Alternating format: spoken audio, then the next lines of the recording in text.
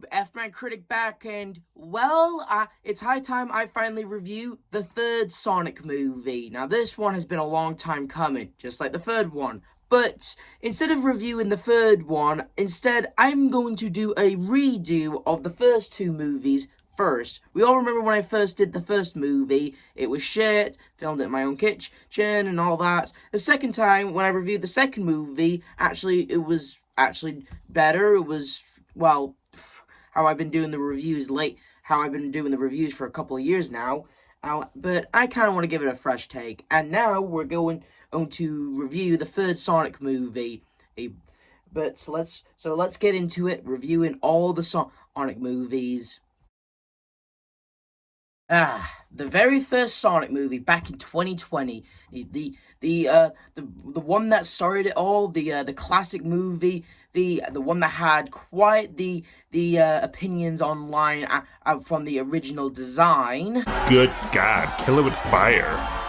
But unlike some studios who ignore what the fans say and just go along with the movie and then just release it and just caring about getting the money from the box office, as Paramount actually listened and was all like gotta fix fast and actually gave Sonic the movie design we're all familiar with and the one we all love the most. And yeah, even though this movie may have came out at a bad year, truth be told, in my opinion, I think when the movie got dropped in February of 2020, not a bad start, or if I would certainly say, too bad for the rest of the year, obviously, but whatever. Sonic the Hedgehog, and we already know the story about Sonic, how he was looked after by a giant owl named Longclaw, who because of the echidnas who were after him, because he was born with fantastical powers of mostly just running really fast, so much so that electricity comes out of him sometimes, and with great power comes great power-hungry bad guys. And so he goes to Earth, and where Longclaw sacrifices herself, and Sonic is all alone. But years have gone past, and he's actually kind of adjusted well to Earth and actually loving it, even though the people don't know that he even exists. It's how he basically kind of stalks everyone, but not in a creepy way, and more of we feel really sorry for him because he's actually lonely and stuff. And after a little meltdown at a baseball field, where a lightning shot out of his butt and there was a blackout. I'm sure no one noticed that giant blue explosion, right? Too bad people did notice, and there's a full-on investigation about it. The government hires a mad scientist, Ivo Robotnik, or is it Gerald Robotnik? I always get the names confused on those two characters. Who's played by Jim Carrey. And like always, when it comes to Jim Carrey and his performances, he's being wacky, silly, but at the same time having a blast and giving us an entertaining character that he's portraying, And speaking of characters, at first, when this movie first came out and Ben Schwartz was hired to play as Sonic, at first I was like, I'm no disrespect to Ben Schwartz. He's an awesome actor. He's been in a lot of awesome things and a lot of awesome that. I guess I'm just more familiar with the other voices of Sonic the Hedgehog, like Roger Cray Smith or basically the other ones who voiced him in the cartoons. I guess I'm just more familiar with that. But I'm actually glad, to this day, I am glad Ben Schwartz plays as Sonic and is still playing him to this day. Because he does give an awesome performance playing as the super fat as too cool for school blue hedgehog. Oh yeah, baby! A Sonic 1, a Big Tank 0. I'm sorry, did we get that on camera? How are you not dead? I have no idea! Well, since the government is hot on Sonic's tail, that basically means no more Earth, time for the Mushroom Planet, and he ends up getting tranked by his main man, his favorite citizen of Green Hills, Tom Madison, or as he calls him, the Donut Lord. He tranks him, and it's basically your typical buddy road trip adventure after that. Yeah, I mean, when I think of Sonic, the fastest thing alive, I think of him sitting in a car or with another dude discussing and going on a buddy road trip adventure. But it is kind of important because, well, here's the thing, when Tom tranked him, he dropped his rings, and those are his tools to getting off Earth. And since they're in San Francisco, a town that Tom wants to be a cop there, Tom is tired of being a cop in Green Hills. He wanted to do bigger police work in San Francisco. That's where he wants to go, with the displeasure of Sonic. But after a night, but basically during all the entire movie, while Robotnik is trying to find Sonic using his blue quills to power his machines and stuff, and Tom, he's pretty much just going on a buddy road trip adventure. Or they go to a bar and have a fun time, and Sonic uses his powers to prank the bar. And it's a really cool scene. Like the effects really were really good in this, even though it's just CG. It's still pretty good though. It's still pretty good. And yeah, basically throughout the movie, it's just a friend's road trip adventure until they actually get to San Francisco, where they actually do get Sonic's rings. But Eggman, and being wacky and cool, and just Jim Carrey being Jim Carrey, they get hot on his trail, and we get ourselves an awesome chase scene between Sonic and Eggman. Now that's what we want to see in a Sonic movie. A classic chase and fight scene between Sonic and Eggman. And eventually it gets to the climax of the movie where we think Sonic is dead, but through the power of touching speeches about how Sonic is more human than Eggman and how it was his home, and through the power of family, Sonic is woken up, and he basically goes all full crazy, playing a little Sonic spinball on Eggman, and Eggman is boosted off the world into the Mushroom Planet. Now, to tell you the truth, I've pointed out in the past reviews that, until the second movie, Eggman in this movie, he's not really that evil. Yeah, he's got the mustache. Yes, he uses Sonic's quills to power his machines, but in the movie, he was hired by the government to find Sonic. Like finding Sonic, sure, he was being a douche to everyone, being all, nobody cares, and being all condescending, and just being all, I'm better than you because I got a bigger IQ than all of you. Yeah, it's just him having a big ego, but most of the time, Robotnik was just pretty much just doing his job and just finding Sonic. And yet he's booted off his planet, and basically the government is all like, we have no traces of Eggman, and Eggman never existed. We can't talk about someone who never existed. That's pretty effed up when you think about it. But whatever, he eventually becomes the Eggman we all recognize in the sequel. As for Sonic, on the other hand, well, since Eggman's been booted off, the government is still trying to find him, but he's too fast. As Tom and Maddie, they actually decided to adopt Sonic and take all of his things that were in his cave to the attic where he can live, making Sonic have a happy home and a family. And that was Sonic. And after the troubled history that it had with original designs and getting switched to different studios, eventually it was all worth it in the end to bring us a classic movie. Sure, it's mostly a buddy road trip movie, but it's charming and funny. I do like Sonic, even though he's powerful, and he's all trying to basically get off Earth or not get discovered. Deep down, he's just a kid. Deep down, Sonic is basically just still a kid, and yet the government or whoever wants his powers is just trying to get him because of his powers.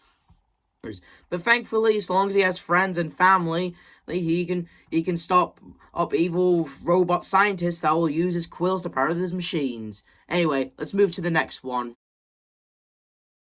Sonic the Hedgehog 2, 2 long years after the first Sonic movie, and, well, it's a massive improvement over the last movie. It takes more focuses on the game and the characters as from the game and franchise, and the movie has been stretched out to 2 hours long. Massive improvement. And we get introduced to the introduction of Tails, aka Miles Tails per Hour. But we all know him as Tails, who was foreshadowed in a post-credit scene in the first movie. And yeah, after seeing him in the post-credit, and after him being all I found him, I hope I'm not too late, I did always wonder what was he looking for Sonic for. And in the movie, we finally get an answer to that, but we'll get to that soon. And it's not just Tails that we get introduced to. We also get introduced to Knuckles, who finds Eggman on the Mushroom Planet, who's been trying to find a way off, but thankfully Knuckles was able to find him, and, well, Eggman, and since he has Sonic's quill, and Knuckles is also looking for Sonic, Eggman would be happy to show Knuckles the way. And as for Sonic, well, he's still kicking and having fun on Earth and being a part of the family. But he's also, since, well, he has superpowers and he's a good guy, he tries to sneak out at night and play Batman. Blue Justice, trademark pending. But Tom thinks he's being reckless because he's causing more harm than good with his superpowers, and Tom tells him that his moment will come. But you don't have to focus about that now, because Tom and Maddie are getting ready for Rachel's wedding. Oh yeah, I forgot to mention about Rachel, Maddie's sister. In the first movie, I didn't like Rachel in the first movie. Like, ever since the first movie, every time when Rachel was on screen, in convincing Maddie to divorce Tom, I kept rolling my eyes and telling her to shut up. But in this movie, we'll get to that soon. And, well, since Sonic is, like I said, a kid and he's home alone, since his parental figures are in another country for I'm guessing Sonic's adopted aunt's wedding, and he basically goes all risky business and just parties at the house all crazy. But Eggman eventually shows back up with Knuckles, and Tails eventually manages to save Sonic and get acquaintance with each other. And turns out there's a specific reason why Long Claw sent Sonic to Earth in the first place. It wasn't just because she thought Sonic would be saved, it's because it's the home of the Master Emerald, which gives off the character's quest to do. That's the whole reason why Knuckles is after Sonic, because he thinks Sonic knows where the Master Emerald is. But Sonic doesn't. He thinks it was just some old bedtime story. And basically they set off on a quest. And I do like the team up and the friendship between Sonic and Tails, you know? I mean, giving us a bit of fan service. And turns out the reason why Tails was coming on Earth wasn't because, well, I thought when the movie first came out, I thought Tails was sent from Longclaw or Knuckles or someone. Or something like that. Turns out, during that little energy blast from the first movie, Tails was watching Sonic from afar, being inspired by him, and when he found out that Knuckles was after him, he had to do something and save him. So that's the reason he did that. Well, no, bit of a I gotta tell you though, I was a little disappointed, because again, I originally thought he was sent by Longclaw or something. But whatever.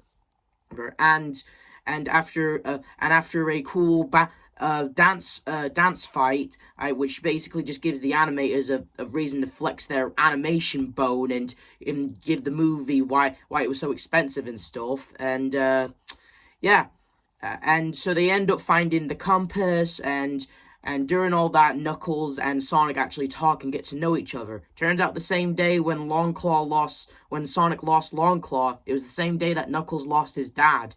And apparently, like, during that scene when Longclaw sacrificed herself, apparently all the echidnas went extinct, making Knuckles the last of his echidna tribe, and, it turns out they both lost a lot that day. And eventually, when Sonic and Tails end up at Rachel's wedding, turns out the whole thing was a damn plan to try and capture Sonic. Turns out Rachel was marrying Randall, but turns out Randall was a secret agent hired by Gunn. And Randall, being, ashamed of himself for, tricking a woman to marrying him just so he can get close to his what could soon to be his sister-in-law, just so he can know more about his sister-in-law's adopted alien hedgehog son. Yeah, he has every right to feel guilty about it, but Commander Walters doesn't give two shits. They just want Sonic. That's it. And remember when I said earlier that Rachel annoyed me in the first one? Well, like I said, in this movie, I love her in this movie. Rachel, she was an absolute badass in this movie. Like, let's just hear from Randall himself. What a woman. Damn right, what a woman. Like, straight up. Like, first movie, didn't like her. This movie, love her. She's an absolute badass on. And I have nothing but respect for her now. Don't ever remind me not to get on Rachel's bad side. But eventually, Randall and Rachel actually make amends, and I'm guessing that they ended up getting married. I'm guessing. And after when Sonic and Tails are set free, thanks to Matty and Bridezilla, Sonic eventually went alone to go get the emerald because Tails has passed out. And eventually, Knuckles and Eggman, they end up finding the emerald, while Sonic also manages to. Eggman betrays Knuckles for the Master Emerald, making him all powerful and all powerful, because apparently when you possess the Master Emerald, you get the powers of a god. Oh, and what does Eggman do when he's first as a god? He pretty much makes a giant robot out of spare parts and tries pretty much taking over the world. Knuckles being betrayed by Eggman and realizing that the whole time he wasn't working with someone, he was working with an evil scientist. He has a change of heart and works with Sonic, stopping Eggman. And we get a cool fight scene, giving me Sonic Hero vibes, and eventually we get the introduction of Super Sonic. Hell yeah, it was awesome. The scene where Sonic transforms into Super Sonic and defeats Eggman. It was pretty awesome to see. It was just really damn cool. And Sonic, although he has the power of the god, he's still the same lovable chili dog eating hedgehog. Okay, and he gives up the power, and eventually Tails and Knuckles becomes like members of the family.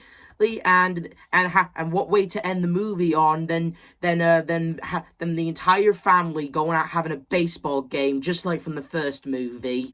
Everything's come full circle, baby! But wait, it's not over yet, because we get a post-credit scene where Agent Stone, who was in the movie, but I didn't mention him as much, he's apparently like undercover looking for Robotnik. When Robotnik's mech got destroyed, there's no sign of the body. No one could have survived that fall.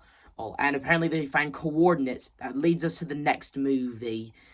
And that was Sonic 2, and holy hell, was it a massive improvement over the last one. Although the last one was awesome, still, this one focuses more on the games, and with the introduction of other game characters, the Master Emerald, and of course, Super Sonic, and of course, giving us that Eggman look. Although, if I am being slightly honest with you, when Eggman, he shaves his head in the ending of the first movie, and to me, I'm like, why? I mean, I know they did it because, well, he's Eggman. He's supposed to have a big mustache and a bald head, but he had a full set of hair in the last movie, so why shave it bald now? I didn't understand why Eggman in the movie.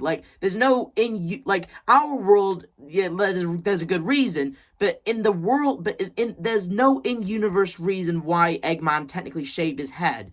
But I guess they only did it just so that he would be more game accurate, I guess. Yes, and let me just say this, though.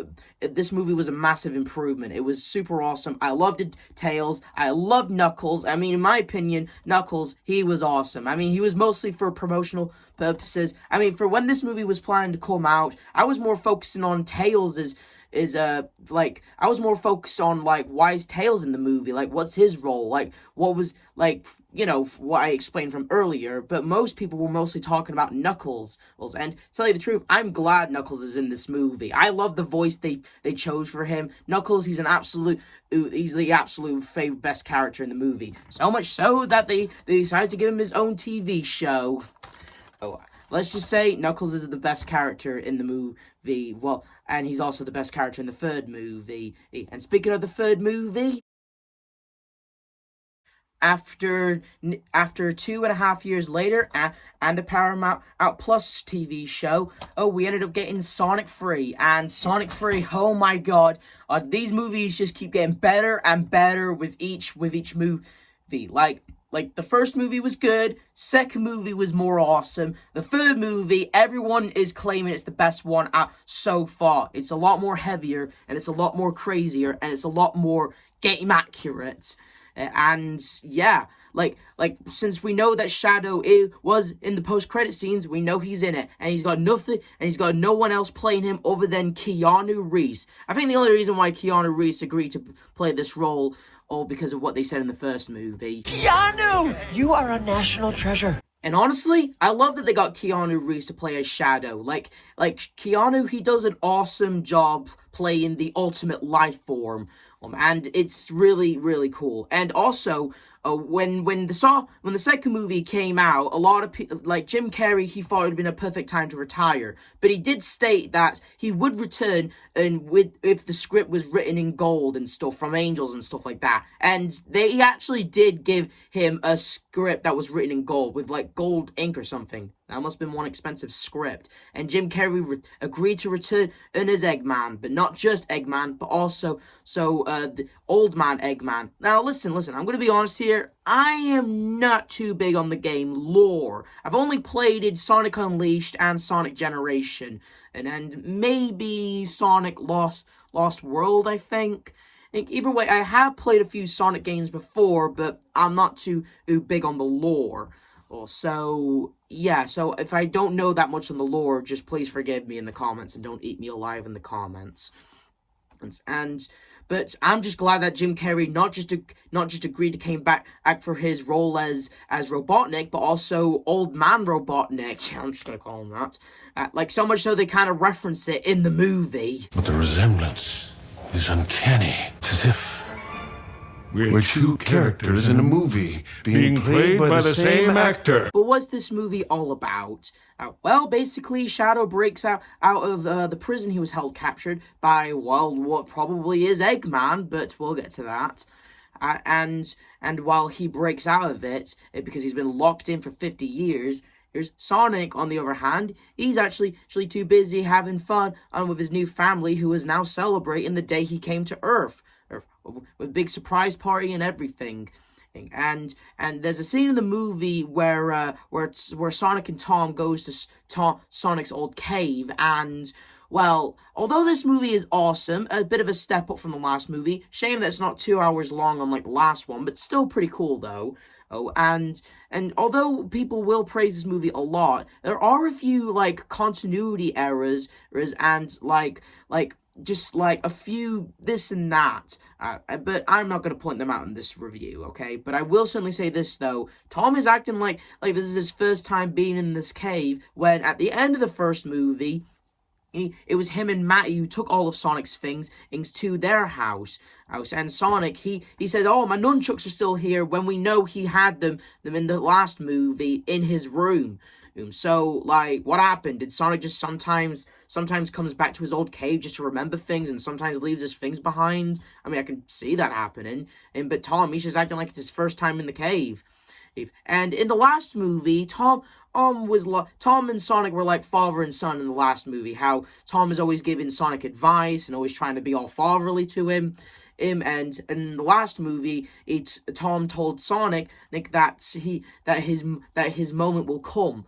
In this movie, how his pain and bad beginning of how he came to Earth and how he lost Longclaw, he shouldn't let that define who he is, which is more than I can say for Shadow. Because for Shadow, on the other hand, well, although in the games, Shadow was created by Old Man and Eggman, and with the DNA of Black Doom, to cure Maria, who was sick at the time. In this movie, on the other hand, apparently Shadow fell from the sky, and all the gun agents and basically treat him like a lab rat, seeing what makes him tick and all that. And although the scientists were experimenting on him, wondering what his energy was, how to control it and stuff, Maria, on the other hand, who was the granddaughter of one of the top scientists that worked there, although the scientists treated Shadow like a lab rat and experiment, and Maria, on the other hand, she treated him like a friend. Actually treated him like an individual, a human being, and was his friend, his best friend. And Shadow loved Maria for it, because she was his only friend. But unfortunately, when the government deemed Shadow as too dangerous, they tried to take him away. And unfortunately, when they tried to run, it costed Maria her life, making Shadow being locked away for 50 years, feeling nothing but grief and revenge. And when he busts out and realizes how long he's been in there, it's up to Sonic and the Sonic team to stop him. And people will always say that the stuff between the Sonic team and Shadow was pretty damn awesome. We all love the dynamic between Sonic and Shadow, of how they're always fighting and how Sonic's trying to trying to talk to him, but Shadow, he just doesn't want to hear it. He just wants to, like, just go to the old location of where him and Maria was, and that's it. And just pretty much avoid Gunn entirely. And when Sonic and when Sonic and the team meet up with Commander Walters, and this is where people will talk about the favorite joke in the movie. Detective Pikachu? He does look like a Pokemon! Pika Pika! So Commander Walters gives Sonic, Nick, and the team a rundown of Shadow and his backstory, how he's just like Sonic, but instead of like where Sonic goes happily ever after, Shadow didn't. And during all that, there's an attack, and Commander Walters dies, and we meet up with, well, people will say that Knuckles was calling Tails Pikachu when it makes the joke 10 times funnier when you realize that all the Sonic characters look like Pokemon characters, when you really think about it. People will say that Knuckles' best joke was the whole Pika Pika stuff, but personally, this is my favorite joke from Knuckles. It's the goat milker! It's the goat milker! Never change, Knuckles. Never change. Anyway, so the goat milker was not there to fight, right? And Agent Stone, that's his real name. Well, I haven't mentioned him in the past movies, the past reviews, and yeah, his presence in the first movie is kind of forgettable. His presence in the second movie, it does have, like, funny scenes and jokes in it. And in this movie, I'm kind of glad he's in this movie because he has more screen time and more development. And because, like, in the past movies, it's clear that he clearly has feelings for the Doctor. And, like, I'm not against it or anything, but, like, and it makes you wonder how Eggman treats him. It makes you wonder, why the hell does he put up with it? Why the hell does he even like him at all? Oh, and in this movie, although Eggman pushes him to his absolute limits, he still cares and still sticks by and still be loyal and stuff like that, and it actually does have a good payoff at the end. And it turns out Agent Stone was the one to save Eggman. And apparently, like, tell you the truth, when this movie was coming out, I was dying to know how Eggman survived that fall. Like Commander Walters made it pretty clear no one could have survived that fall. And it made me wonder how the hell Eggman survived that fall. My guess is that he used a portal ring. That was my guess. Yes, but no, it was a deleted scene that shows Agent Stone finding the Doctor, nursing him back to health, and turning Eggman into a big slobby mess with a big belly. And another thing, and why did they cut it out? Why did they cut that scene out? Like again, I was looking forward to knowing how Eggman survived that fall. They could have just said he used a portal ring, that was it. But no, they made an entire scene showing Eggman survived that fall and get nursed back to health, but they cut it out of the movie. Why? Nobody knows. But whatever. And another thing I need to point out because considering the fact of how Eggman's been in hiding, and he pretty much has done nothing but watch telenovelas and shove his face. I guess since he was stuck on the mushroom planet and had nothing but to eat mushrooms and that had limited taste in it, I guess that's the reason he's shoving his face, because he misses all these flavors. And again, the movie wanted to make Eggman more game accurate. And okay, the shaven head thing I can totally understand and stuff, but why the gut? I mean, I know it's game accurate stuff, but still, like, a little late in the game, don't you think, considering the fact this is the third movie again, right? So, a little late in the game, if you ask me. And once again, a deleted scene from the second movie. There's a deleted scene in the second movie where Eggman was tripping balls on mushroom juice, and he ended up looking like the game because he was tripping balls. And that scene got cut because of, well, I don't know, nobody knows. But, like, all I'm saying is I'm a little mixed on the idea of Jim Carrey wearing the fat suit in the movie. I get it, they wanted to make it more game accurate and stuff because Eggman is a little on the round side. But you want to know what Eggman isn't on the round side? Sonic Boom. Sonic Boom's Eggman, and, like, he pretty much has no gut. He's kind of slim, and I might even say a little bulky. I will certainly say, like considering the fact that again, like Sonic's arms not are blue in the movies, I thought they were going for like a Sonic Boom sort of touch. Or considering the fact that Knuckles is kind of taller and bigger compared to the other characters, and how. Oh, again, and Robotnik's a little more slimmer, and again, Sonic's arms are blue. Well, if they're gonna make Eggman fat in this movie now, they might as well make Sonic's arms blue now. Oh, although they grew on me now, although Sonic having blue arms kind of grew on me, and I'm kind of cool with them now. But now what they did to Eggman, I'm kind of begging for the arms to change now. So yeah.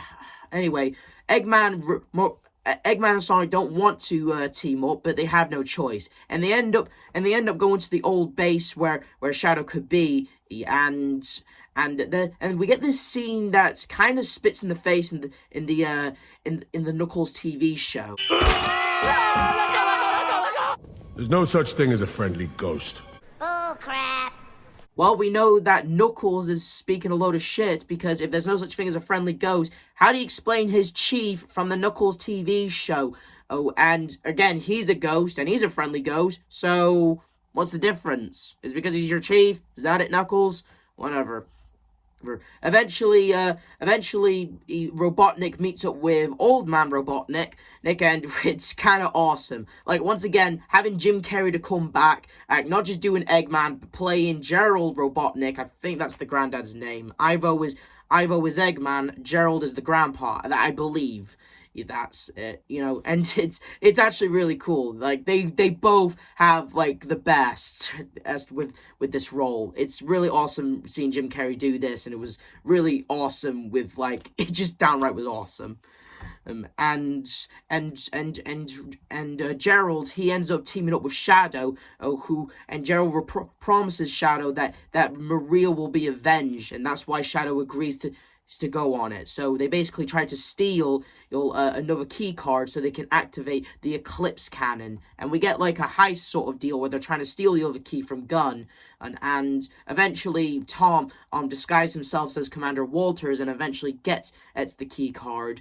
And when Shadow sees him, and since he's disguised as Walter, or why didn't Tom, like, there's a scene in the movie where Tom turns off the disguise, but he turns it back on for then when he runs into Shadow. Why not just kept it off at all times, Tom? Like, whatever. And I heard originally in this movie they were gonna kill off Tom. They originally were gonna kill off Tom to symbolize the pain of what Sonic was going through. That symbolizes with Shadow's pain. But since Tom is too likable and they can never kill off Tom, so he just gets knocked straight the F out. But I won't lie, first time watching it, it really did caught me off. I was all like, were they actually going to kill off Tom? Like, were they actually going to do it? But thankfully, I'm glad they didn't in the end. And eventually Sonic, since his dad is basically comatose and with a broken arm and stuff like that, he has enough. He demands for the emerald, and here's an idea, Sonic. Instead of like using that emerald to go all God mode and supersonic on Shadow's ass, why not just use the emerald to heal Tom? I mean, they did state in the second movie the emerald can turn thoughts into reality. The emerald has the power to turn thoughts into reality. So there you go. Just use the emerald, heal Tom with it, and like, yeah, I don't know why I know he's blinded by anger and revenge at the moment, but still, dude, you have an emerald that can turn you into a god, that can turn thoughts into reality. Just go all super god on Tom and heal him. And just do that instead of doing that. So it's not a massive loss. And another thing I need to point out, actually, since Knuckles' whole quest was in the second movie that he was after the emerald, and he was the last of his kind, I never understood why Knuckles never just tried to use the emerald to bring back his Echidna tribe, to bring back his father, to bring back Chief, if he was played by Christopher Lloyd. Seriously, I love that they got Christopher Lloyd to play as Knuckles as Chief in the Knuckles show. That was awesome. Perfect casting on that one. And like, I never understood why he never did that. Is it because, like, since the emerald's too powerful and stuff, it would be like being selfish or something? I don't know. whatever. Sonic eventually goes all supersonic on Shadow. And Gerald and Ivo ends up realizing that his grandpa's evil plan. Turns out Gerald Robotnik has been playing both Shadow and Ivo. Turns out they don't just want to avenge Maria by destroying Gun headquarters. Gerald wants to destroy the Earth of what happened to Maria, while Ivo just wants to rule the world. And despite having a montage together of them catching up, Ivo was no Maria to Gerald. And we get this awesome, cool fight scene between Shadow and Sonic. Eventually, Shadow ends up becoming Super Shadow, and it is pretty damn bitchin' to see. But when Sonic is filled with grief and Shadow's all like, "I'm right here, just finish me." Sonic remembers what Tom said to him, and he's not going to let his grief and pain take over him. It's not him. And they eventually sit down and talk about their grief, saying that how the pain is still there, but your loved ones will always be with you, giving you the message that although your loved ones are dead and in the land of the deadies, your loved ones will always be with you here and here. Basically the message. And so they team up because it's the right thing to do. You've given us this awesome fight scene in ultimate fan fiction, ultimate fan service. This is. You thought the last movie had fan service? This has more fan service in this than the last one did. If this isn't the poster shot, someone's getting fired. And Ivo, not wanting to destroy the Earth, but want to rule it, he ends up betraying his dad. And honestly, again, Jim Carrey playing both of those Eggmans, it's just awesome. And we get, honestly, my best scene from Jim Carrey in this whole movie. So glad he came back for this. I will not try to stop my elders from destroying the world. Never once I thought in my life I would ever laugh at a spanking. Anyway, so eventually they do take care of Old Man and Robotnik by pretty much zapping him to death. And because of the chaos energy overloads the Eclipse Cannon, meaning that it'll explode. And Shadow sacrifices himself to move the Eclipse Cannon out of the way of Earth, and Ivo, still stuck in the thing, he ends up making one final recording and an apology to Agent Stone, telling him he was more than a sicker friend, he was a sicker friend, and then how he will always miss his lattes with stream Austrian goat milk, given, and throughout the entire movie, or the entire series, Eggman has always been a dick to Agent Stone. Agent Stone, the only man who actually seems to give a crap about Eggman, and might actually like him and stuff, or if he actually, he actually stands through all of Eggman's being a dick to him, but still stands by, and in this movie, it is pushed to the absolute limit. Since Eggman had a family member to actually be with, Agent Stone was nowhere, couldn't be with him and stuff. And this is Eggman's way of not only just apologizing to Agent Stone for how he treated him throughout the entire movies, and this movie especially, it's also his way of saying how much he appreciated him and stuff. And it was honestly kind of sweet and touching. I won't lie. Right, and that's the end of Robotnik and the end of Shadow. And some time goes past, and like I said, Tom is alive. And once again, Sonic and the team, they fight as one. They're a team, a family. And that's the end of Sonic 3. But wait, there's more, because there's a post-credit scene that shows that Shadow is alive. Because, well, what do you expect? Shadow is the ultimate life form. All hail Shadow! He will rise again! And there's another post-credit scene where we finally, after long last, get to see Metal Sonic, and not just that, but also Amy Rose. And I actually heard that Amy Rose was supposed to be in this movie, but she got cut, but eventually she's going to show a bigger role in Sonic 4. Alright, can't wait for Sonic 4! Oh, wait, hey, I forgot, we have to wait till 2027 for Sonic 4, and they might not even call it Sonic 4, they might call it Sonic CD, apparently. What the fuck, Paramount? Oh, but whatever, despite the longer wait, and despite the the debatable and named change, please for the love of God, do not change it to Sonic CD. I don't give a shit if that's the name of the game of where Amy and Metal Sonic got introduced. Do not change it. It should always stick with the numbers. Always stick to Sonic 1, Sonic 2, Sonic 3, and Sonic 4. And hopefully in the future, maybe a Sonic 5. But until then, that we only have like 3 movies and 1 TV show. Oh, and yeah, like the Sonic movies are pretty damn awesome. And like what started off as possibly the worst design choice in history ended up turning into a massive cinematic universe of the video game characters, and like just all in all, just an awesome franchise to watch. I love Sonic. Love that Ben Schwartz voiced him. I love Shadow. I love that they got the chosen one to voice Shadow. Oh, Jim Carrey. Mwah! Voicing both Robotnik and Gerald Robotnik, I believe the old man Robotnik is called. And the other characters like Tom, Maddie, they were awesome too. And well, until we ever do get Sonic 4, and I'm never calling it Sonic CD. If they actually do call it Sonic CD, I am not calling it Sonic CD. I am calling it Sonic 4. But whatever. Until then, and this is all we got, and I'm glad we got it. Is the F-Man Critic making one final say. And don't forget to like, subscribe, hit notification, and I'll see you guys next time. I gotta go fast.